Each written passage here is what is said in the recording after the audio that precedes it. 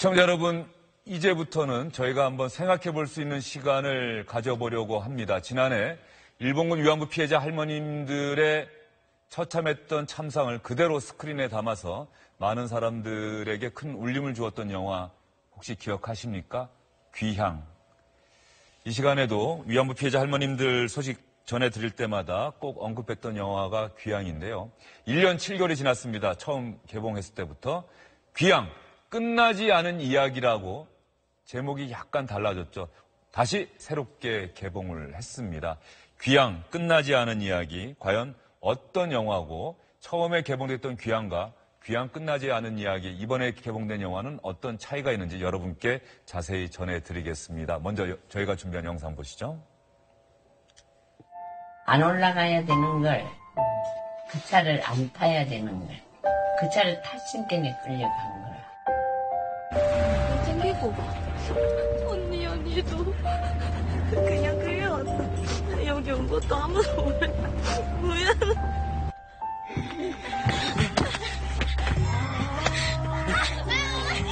미안해.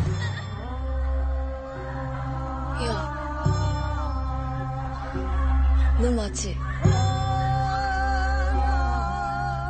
너 여기 어디냐고 물었지? 야, 너 그거 가지고 걱정하니? 우린 벌써 다 죽은 게야. 여기가 지옥이다, 야. 난 죽으면 나비가 될겨. 너 집 갈 때 나가 앞장서 갈 텐께. 나만 따라하면 된다잉.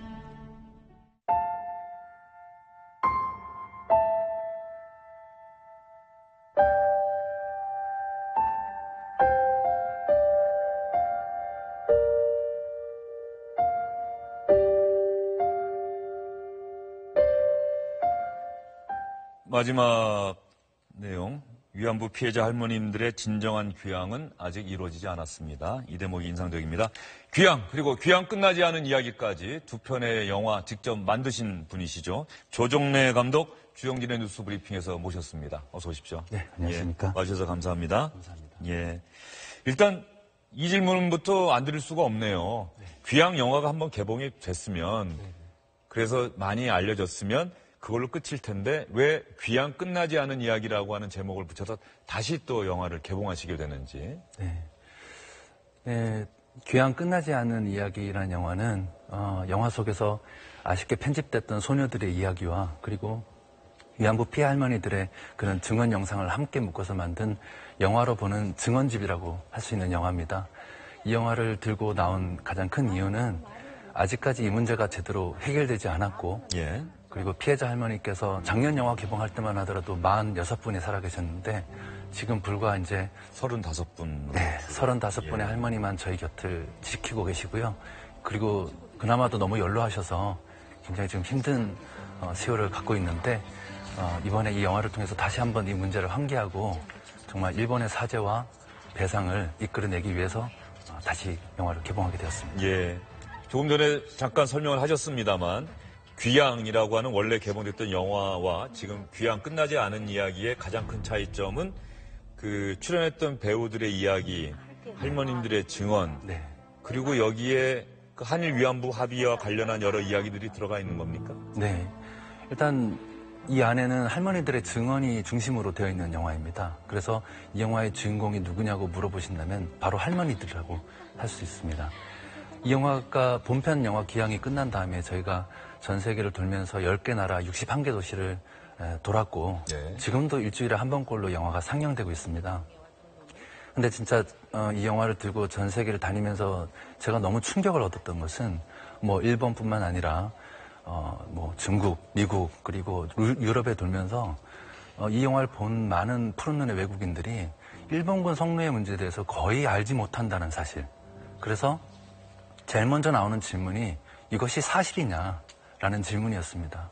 그 사실 미국인들이나 이런 서구인들은 영화를 보면서 감정을 표출해서 막 울지를 않는데 눈물 범벅이 돼서는 네. 이걸 물어보는 거예요. 왜냐하면 자기들이 알고 있는 일본은 너무 좀 친절하고 또 부자나라고 또 전 세계에 아주 영향력이 있는 그런 대국이지 않습니까? 그런데도 불구하고 정말 이런 일이 있었느냐.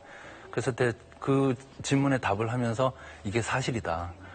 그러다 보면 영화에 대한 얘기는 한 20%만 하고 원래 한 30분 잡혀있던 그런 Q&A 세션이 2시간, 3시간 넘어가는 거예요. 예. 그래서 자연스럽게 이거를 정말 역사적인 사실이라는 것을 알리기 위해서 이번 영화를 준비해야겠다고 결심하게 되었습니다. 귀향 끝나지 않은 이야기가 오늘 개봉되는 겁니까? 네, 오늘 개봉되었습니다. 아, 오늘 개봉됐습니까? 네네. 지금 상영관은 몇 개나 확보하셨어요? 지금 어제 기준으로 해서 160개 조금 전국에? 넘는, 네네. 예. 그렇게 지금 개봉관을 지금 잡았는데, 여러 가지 좀 많은 영화가 개봉하다 보니까 조금 여러 가지 힘든 상황이 이어지고 있는데요.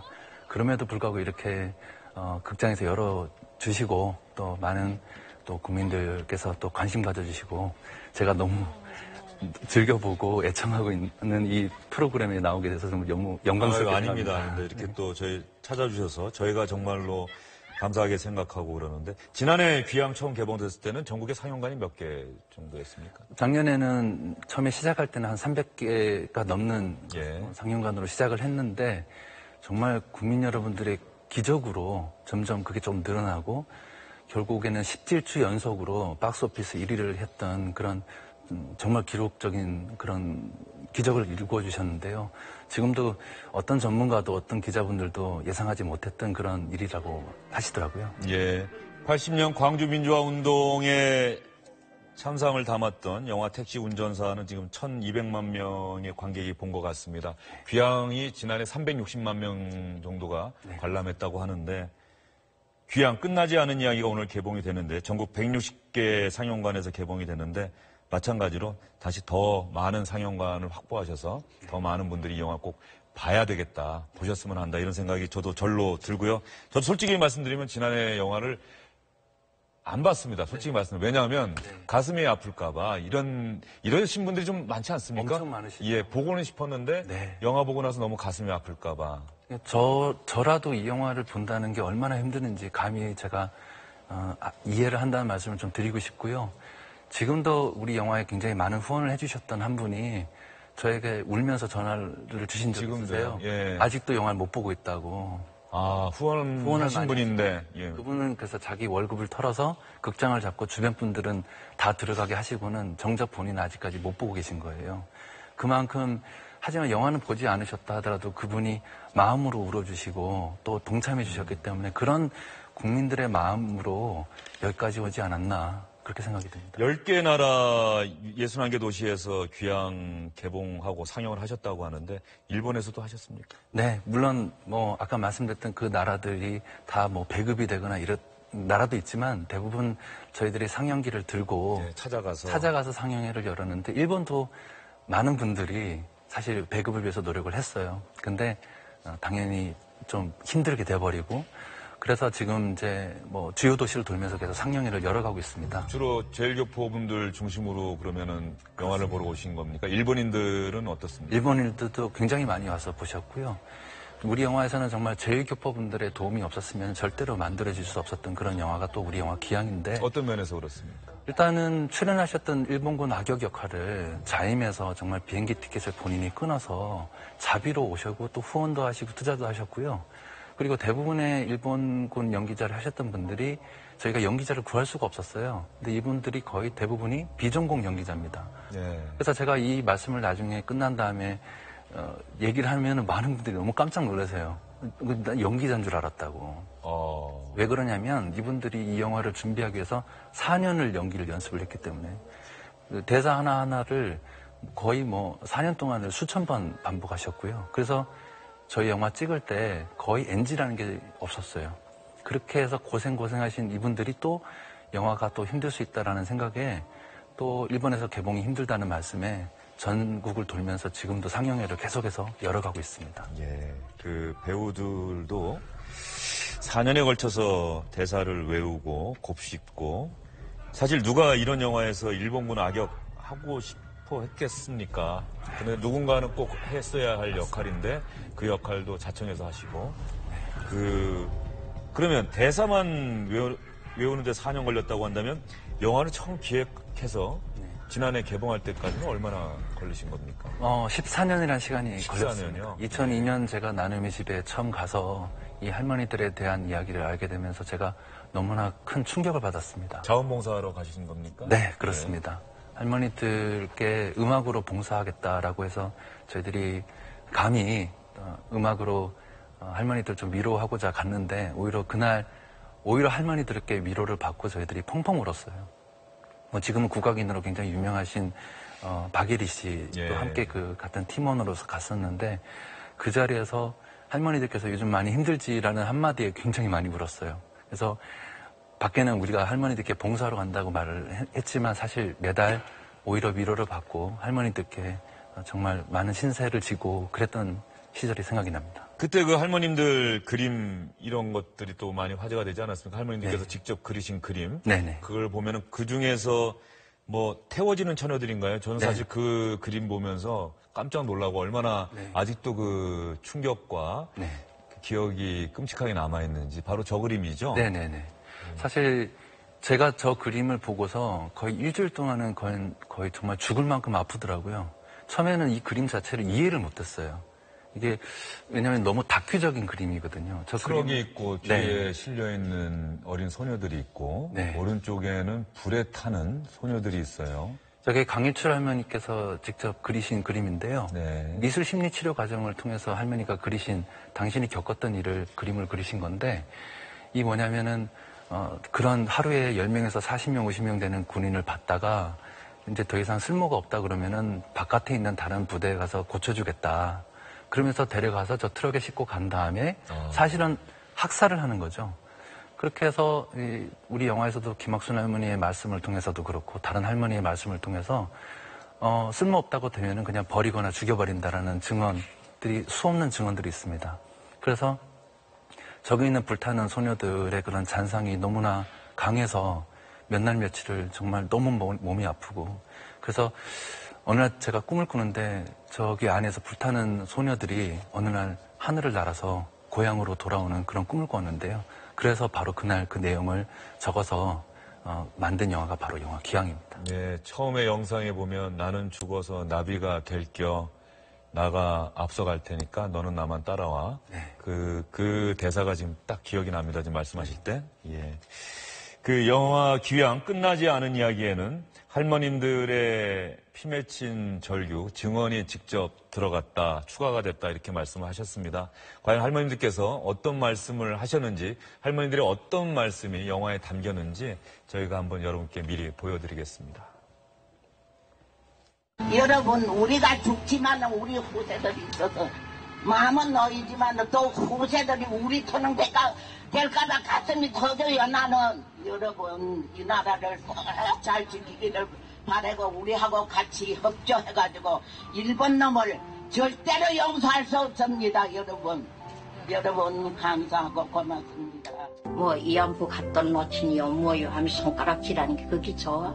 왜 우리 한국 사람은 몇십만 명 가지다 죽이고 왜 이리 가만히 있는가? 그 말을 어찌 한마디로 못하나? 죽어도 이 역사만은 반드시 남기고 사죄와 배상하도록 저는 지키고 있을 것이고 한국이 끝날 때까지 저는 우리 정부가 끝까지 돌봐줘야 된다고 생각합니다. 역사를 남기고 싶습니다. 영상 속에 흑백으로 처리를 하셨는데 영상 속의 할머님들이 훨씬 지금보다 젊어 보이세요. 저 영상이 언제 쪽 영상입니까? 저 영상은 짧게는 10년 전 그리고 예. 다 대부분 20년 가까이 된 영상들입니다. 할머니들께서 지금 영상 속에 나왔던 이용수 할머니도 미 하원까지 가셔서 증언회도 하시고 또 지금도 그 노구를 이끌고 또 다니시고 있거든요. 그리고 강희철 할머니도 지금 생존해 계시지만 하지만 대부분의 할머니들은 지금 다 소천하시고 불과 이제 35분의 할머니만 살아계신 그런 안타까운 현실입니다. 그 조금 전 영상에서 가장 먼저 나오셨던 강일출 할머니, 우리 후손들이 또 우리처럼 될까봐 가슴이 터져요. 그 말씀하셨던 할머니가 조금 전에 보여드렸던 그림, 태워지는 처녀들 그 그림 그리신 네네. 할머니시고 그 마지막에 나오신 이용수 할머니 또 중간에 이옥순 할머니 제가 뵈니까 얼마 전에 독일의 슈레더 전 총리가 네. 며칠 전에 나눔의 집 방문해서 할머니들 만나지 않았습니까? 네, 그렇습니다. 그때 혹시 조관동님 같이 가셨어요? 저한테도 연락이 와서 함께 이렇게 와달라고 하셨는데 제가 너무 가고 싶었는데요. 예. 근데 일정 때문에 가지 못했습니다만 저희 또 팀원들이 함께 저 자리를 함께 했습니다. 예. 총리께서 오셔가지고 이런 말씀을 하셨다고 하는데요. 이 위안부 피해 할머니들이 겪으셨던 고통은 정말 홀로코스트와 맞먹는 그런 정말 전쟁 범죄이다. 일본이 왜 아직도 사과를 하고 있지 않은지 너무나 의문이다라는 말씀을 하셨다는 걸 제가 기사로 들었는데 정말 지금 할머니들의 염원은 일본의 사죄와 배상입니다. 제대로 된 사죄를 이제까지 하지 않는 것은 둘째치고 정말 적반하장격으로 지금도 전쟁 자체에서 전범국가로서 전쟁 자체에 대해서 반성하지 않고 있는 그런 모습이 지금도 이어지고 있고 아시겠지만 한일 위안부 피해 합의안 자체가 지난 정권에서 있었던 합의안 자체가 할머니들께서 강하게 반발하시고 그 부분에 대해서 지금도 빨리 제대로 된 협상이나 그리고 완전 폐기를 지금도 주장하고 계신 그런 환경입니다. 저는 저 소식 전하면서요. 어제 저희가 전해드렸는데 슈레더 전 총리를 만난 이용수 할머니인가요? 이옥순 할머니가 네. 홀로코스트 할머님들 유대인 대학살 피해자 할머님들이 부럽다. 네. 독일의 총리가 그 할머님들의 손을 잡고 진심으로 사죄하는 모습을 보면 네.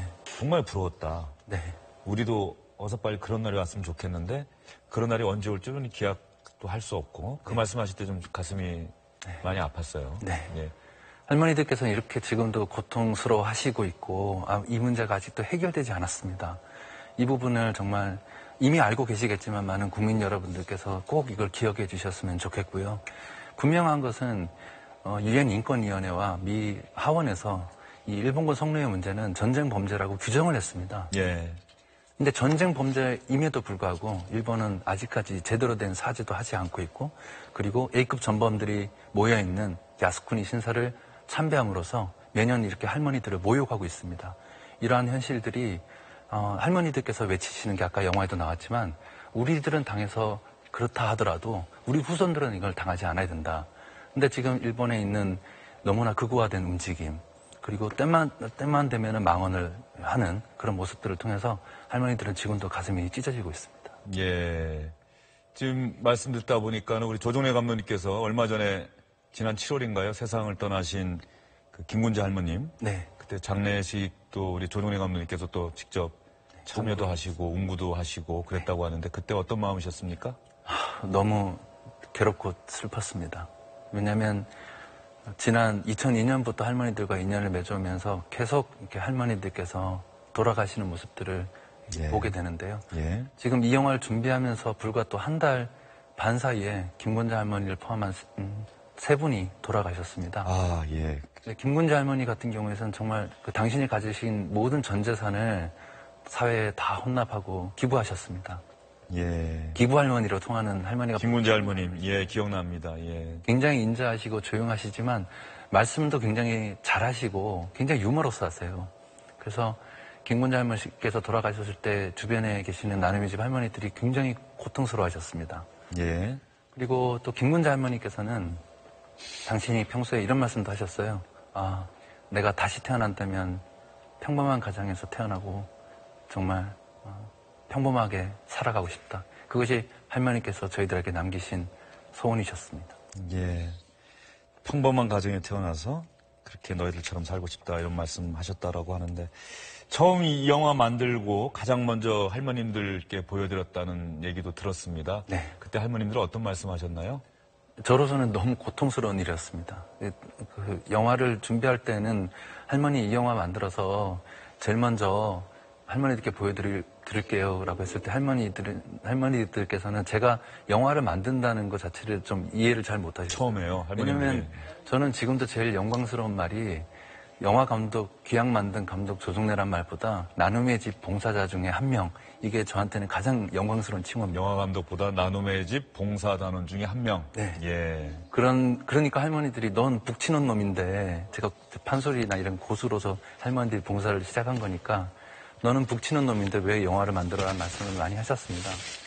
그렇게 해서 이제 할머니들과 인연을 맺고 이렇게 영화를 만들겠다고 했는데 제일 처음 나눔의 집에서 할머니 이렇게 보여드렸을 때 할머니들이 영화 보시고 너무 많이 우시고 이옥선 할머니는 영화 보시는 내내 중계를 하셨어요. 저 장면은 이랬다. 이렇게 해서 끌려갔다. 그래서 옆에 저희들 배우와 스태프들이 함께 손잡고 있었는데 거의 울음바다였어요. 영화 보시고 난 다음에 이옥선 할머니께서 너무 고생하고 수고했다. 고맙다라는 말씀과 함께 내가 겪었던 일의 100분의 1도 되지 않는다.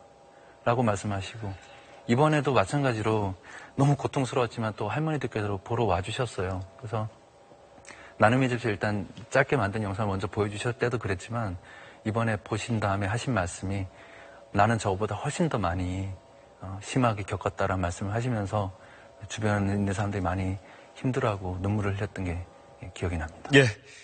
조정래 감독 귀향 끝나지 않은 이야기 두 번째 영화까지 개봉하신 조정래 감독 모셔서 이야기 나눠봤습니다.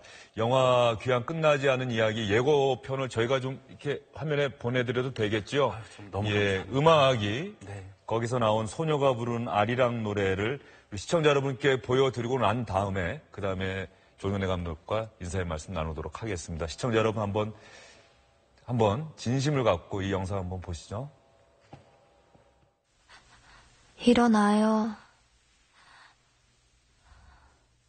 이제 집에 가야지, 언니.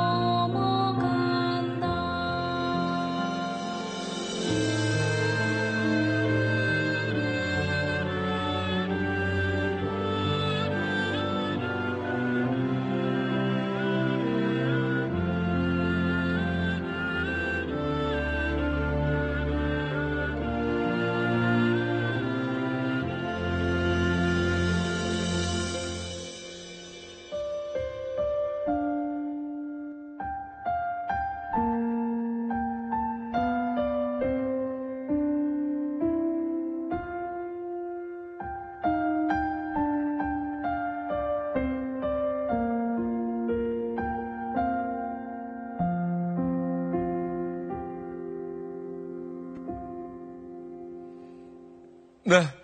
귀향 끝나지 않은 이야기 영화를 두 번째 개봉하신 조정래 감독과 이야기 나눠봤습니다. 오늘 나와주셔서 정말 감사드립니다. 감사합니다. 주영진의 뉴스 브리핑 여기서 마무리하겠습니다. 할머님들 이 말씀 하신 것 같습니다. 네가 커서 어른이 되면 남의 침략받지 않는 나라 만들고 배고파 오는 사람 없게 하여라. 추위에 떠는 사람 없게 하여라. 귀향 끝나지 않은 이야기 마무리해야 할 사람들은 과연 누굴까요? 주영진의 뉴스 브리핑 여기서 마무리하겠습니다. 고맙습니다.